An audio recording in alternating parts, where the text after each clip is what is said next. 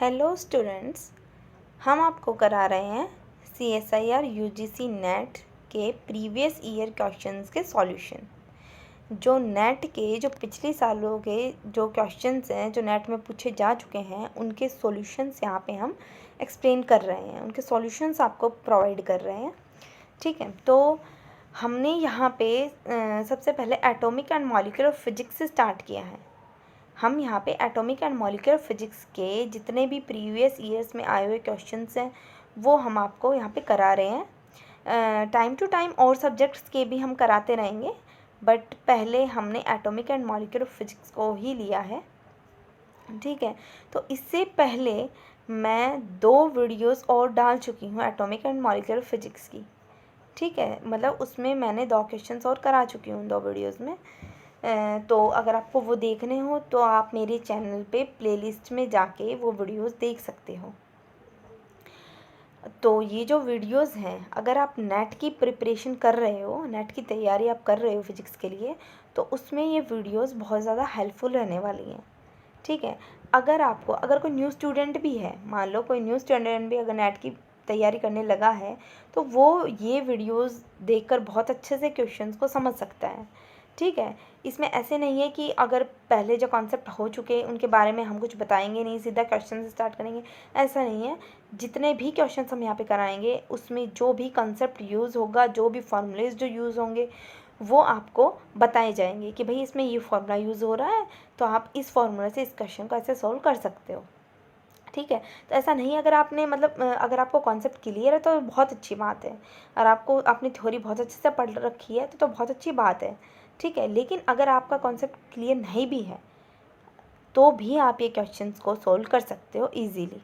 ठीक है, तो यहाँ पे हम बताएंगे बहुत अच्छे से कि भाई इसमें ये वाला फार्मूला यूज़ हुआ है, तो आप उस फार्मूला से ऐसे क्वेश्चंस को आप सॉल्व कर सकते हो। बहुत अच्छे से आपको पहले बताया जाएगा कि आपको कैसे कैसे इसमें क्या क्या हुआ है, क्या क्या आपको यूज़ करना है, कौन सा फार्मूला लगेगा, सब कुछ आपको बताया जाएगा।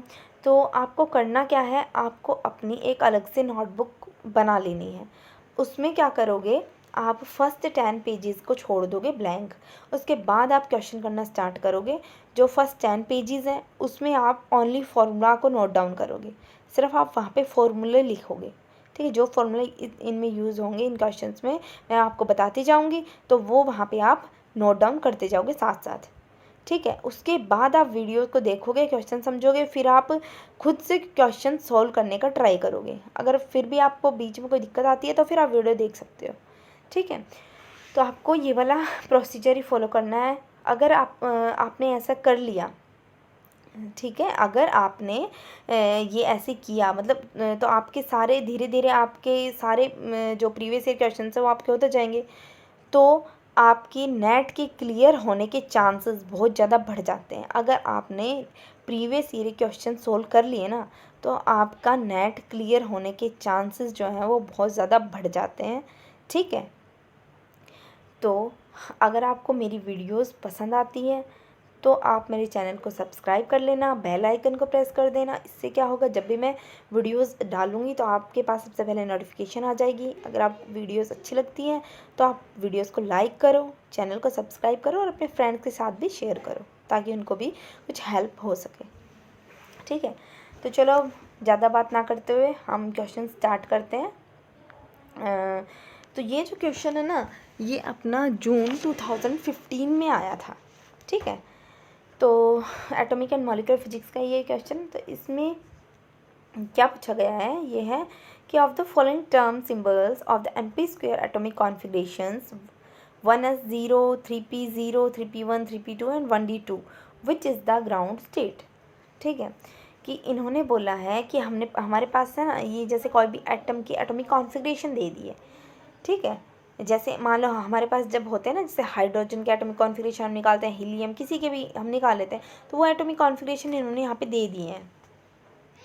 ठीक है, तो अब क्या होगा, इनमें से हमें ग्राउंड स्टेट बतानी है कि ये जो एटॉमिक कॉन्फिगरेशन हमारे पास दे दी है ना, ये जो टर्म सिंबल दे दी है, इनमें से ग्राउंड स्टेट कौन सी है। ठीक है, तो ये 4 ऑप्शन हमारे पास दे दिए थे, ये 4 ऑप्शन हमारे पास दिए हैं। ठीक है, तो अब देखो सॉल्यूशन देखते हैं अब हम लोग। तो ये जो ग्राउंड स्टेट है इसको फाइंड करने के लिए अपने पास 3 रूल होते हैं, ठीक है। सबसे पहले हम एस की वैल्यूज़ देखेंगे कि एस की हम कौन सी वैल्यूज़ लेनी है, ठीक है। तो देखो यहाँ पे मैंने बता रखा है बहुत अच्छे से कि हम ग्राउंड स्टेट फाइंड करने के लिए हम जो है एस की हायर वैल्यूज़ लेते हैं, ठीक है। ये रहा कि to find ground state term we always take higher values of S, ठीक है। तो जो हमारी एस की वैल्यूज़ आएंगी ना, जो पर्टिकुलर वैल्यूज़ हमारी एस की आ चुकी हैं, ठीक है, उनके लिए फिर हम एल की वैल्यूज़ देखेंगे, ठीक है। उनके लिए फिर हम लोग एल की वैल्यूज़ देखेंगे। तो देखो एल की वैल्यूज़ के लिए भी सेम यही रूल होता है, एल की भी हायर वैल्यूज़ ही लेंगे हम लोग, ठीक है। ग्राउंड स्टेट टर्म फाइंड करने के लिए हम हमेशा जो है एल की हायर वैल्यूज़ ही लेते हैं, ठीक है। Take higher values of L. अच्छा, अब आता है, ये तो 2 रूल हो गए, एस और एल की हम हायर वैल्यूज़ लेंगे, लेकिन जो पहले एस की, सबसे पहले एस की वैल्यूज़ चेक करेंगे, उस एस की उस पर्टिकुलर वैल्यूज़ के लिए हम एल की वैल्यूज़ देखेंगे। फिर फिर जो एल की वैल्यूज़ आ गई तो वो एस और एल की वो जो वैल्यूज़ आ गई हैं उस पर्टिकुलर वैल्यूज़ के लिए फिर हम एल और एस की जो वैल्यूज़ आ चुकी हैं उन पर्टिकुलर वैल्यूज़ के लिए ही हम जे की वैल्यूज़ चेक करेंगे। तो यहाँ पे मैंने बता रखा है कि for particular values of L and S की पर्टिकुलर वैल्यूज़ के लिए हम जे की वैल्यूज़ चेक करेंगे, ठीक है। तो जे की वैल्यू, अब एल और एस की तो बात हो गई, एल और एस की तो हमें हायर वैल्यूज़ लेनी है।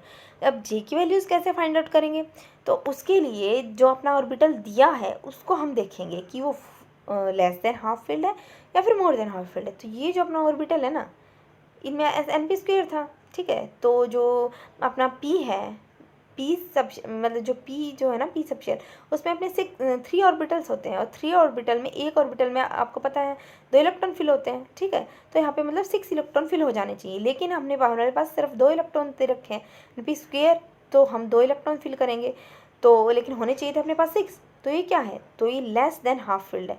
हाफ फील्ड इसका होता 3, तो 3 से भी लेस है ना, ये 2 ही है यहाँ पे, तो लेस देन हाफ फील्ड है।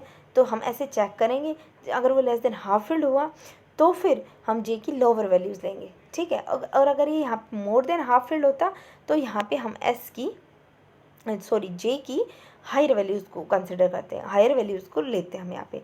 तो यहाँ पे लेस देन हाफ फील्ड है तो यहाँ पे हम एस की जो है लोअर वैल्यूज़ को लेंगे। तो देखो अभी हम क्वेश्चन देखते हैं, देखो तो अब इसका सॉल्यूशन देखते हैं, सॉरी। तो सॉल्यूशन में क्या है, देखो हमारे पास ये जो टर्म्स थी, ये टर्म्स हमारे पास दी हुई थी, ठीक है। तो इसमें आप देख सकते हो 1s0 3p0, देखो एक बार क्वेश्चन में देखो आप लोग, देखो ये थे ना, ये 1s0 3p0 ये वाले, तो ये यहाँ पे जो 1 है ये क्या है इसका, ये जो 1 है ये इसको हम बोलते हैं मल्टीप्लिसिटी। एस जो है वो क्या होता है अपना एल की वैल्यू, और ये जो 0 है ये होता है जे की वैल्यू। देखो जैसे देखो मैं बताती हूँ, ये 1 एस और ये 0, ठीक है। तो इस 1 को तो बोलते हैं मल्टीप्लिसिटी, एस जो होती है वो अपनी एल की वैल्यूज़ होती है और 0 हो जाएगी यहाँ पे अपनी जे की वैल्यू, ठीक है। तो यही वाली मैंने यहाँ पे नोट कर रखी है, ये जो 3 है ये मैंने थोड़ा साइड में लिख दिया, ये ऊपर आना चाहिए, ठीक है। मतलब ये वाली जो 5 टर्म्स है ये मैंने लिख रखी है यहाँ पे। तो यहाँ पे मल्टीप्लिसिटी आपको पता लग गया, ठीक है। एल की वैल्यूज़ और जे की वैल्यू पता लग गई, ये होती है। तो देखो अब मल्टीप्लिसिटी जो होती है ना, मल्टीप्लिसिटी का फॉर्मूला होता है 2s+1, ये होता है मल्टीप्लिसिटी का फॉर्मूला। तो इसमें ऐसा आ रहा है तो इसका मतलब मल्टीप्लिसिटी हम ऐसे हम एस की वैल्यूज़ कैलकुलेट कर सकते हैं, ठीक है। तो यहाँ पे देखो मल्टीप्लिसिटी 1 और 3 ही है सारी टर्म्स में, इससे अलग तो है नहीं, किसी में 1 है किसी में 3 है, फिर किसी में 1 है, तो 1 एंड 3 है मल्टीप्लिसिटी सारी टर्म्स में। तो सिर्फ हम 1 और 3 के लिए इसकी वैल्यू पहले देख लेंगे कि क्या आएगी। तो देखो 1 मल्टीप्लिसिटी के लिए जो एस की वैल्यूज हैं 2s+1 मल्टीप्लिसिटी है कितनी अपनी 1 है, तो 2s+1 = 1 कर देंगे, तो यहाँ से अपनी एस की वैल्यू आ गई 0। ऐसे ही ये 3 मल्टीप्लिसिटी थी तो 2s+1 = 3 कर देंगे, तो यहाँ से इसकी वैल्यू आ गई अपनी 1। तो मैंने बोला था एस की हमें हायर वैल्यूज़ लेनी है, तो यहाँ पे हम एस की जो है s = 1, तो ये अपनी हायर वैल्यूज़ है तो ये ले लेंगे। तो यहाँ पे एस की वैल्यू तो आ गई अपनी 1, ठीक है। और 1 किसके लिए आई है, 3 मल्टीप्लिसिटी के लिए। तो इसका मतलब ये जो 3 टर्म्स है ना, इनको हम अभी देखेंगे, 1s0 और ये जो है 1d2, ये अपनी इनको हम भूल जाएंगे, क्योंकि इनके लिए एस की वैल्यूज़ लोअर है, मतलब एस की वैल्यू जो हाइयर वो सिर्फ इन 3 टर्म्स के लिए है ना, तो सिर्फ हम इन टर्म्स को देखेंगे। तो अब इन 3 टर्म्स के लिए ही हम एल को देखेंगे। अब एल की वैल्यू तीनों टर्म्स में सेम ही है, ठीक है। एल की वैल्यू मैंने बोला था कि जो एल की वैल्यूज़ होंगी वो क्या है, ये पी है, मतलब ये जो बीच वाला जो पी है इसी को यही होती है एल की वैल्यूज़, ठीक है। तो देखो पहले जो एल है ना, एल जो है वो एल अगर ज़ीरो होगा तो वो होता है एस सब शेल के लिए एल की वैल्यू ज़ीरो होती है। 1 होगा तो अपना पी सब शेल में लाई करेगा पी, ठीक है। अगर एल की वैल्यू 2 होगी तो अपना डी, तो ऐसे ही एंड सो ऑन, ऐसे ही चलता रहता है, ठीक है। L 0 for S, 1 for P, 2 for D, ठीक है। तो ऐसे अपना आता है। तो यहाँ पे क्या है, पी है, तो एल जो है वो 1 होता है, पी के लिए होता है ना, ये मैंने जस्ट आपको नॉलेज के लिए बता दिया। देखो पर यहाँ पे जो है वो एल की तीनों वैल्यू सेम ही है, एल की जो है वो वैल्यू है वो पी ही है तीनों में। तो बस, तो हमारे पास इनमें से कुछ एल की वैल्यूज़ जो है वो तीनों में वही है, पी है। तो अब हम जे की वैल्यूज़ देखेंगे, क्योंकि हम यहाँ से हमारे पास कोई मतलब ऐसा कुछ क्लियर हुआ नहीं कि कौन सी पर्टिकुलर टर्म हमारे पास ग्राउंड स्टेट टर्म होगी। तो अब हम जे की वैल्यूज़ देखेंगे। 3p तक हम आ चुके हैं, 3p तीनों में ही है। अब हम जे की वैल्यूज़ देख लेंगे। तो जे की वैल्यूज़ के लिए मैंने बोला था कि ऑर्बिटल देखेंगे, और मैंने बताया था जो ऑर्बिटल है यहाँ पे क्या है, लेस देन हाफ फील्ड है। तो जे की यहाँ पे हम लोअर वैल्यूज़ को कंसिडर करेंगे। अब देखो 0 1 2 3 है यहाँ पे जे की वैल्यूज़, या 0 या 1 है या 2 है, तो इसमें से लोअर कौन सी है, 0। तो 3p0 अपने पास ग्राउंड स्टेट टर्म हो जाएगी, ठीक है। तो ऐसे ही हम निकालते हैं ग्राउंड स्टेट टर्म, कि अगर हमारे पास कोई और क्वेश्चन पे अगर हमारे पास आ जाता है और उसमें पूछ रहे हैं कि इनमें से कौन सी ग्राउंड स्टेट टर्म होगी, तो यही बेस्ट वे है ग्राउंड स्टेट टर्म निकालने का, ठीक है। तो आई होप आपको बहुत अच्छे से क्लियर हो गया होगा, और अगर आपको कोई चीज़ समझ में नहीं आती है तो आप मुझे कमेंट करके बता सकते हैं। Okay students, thank you.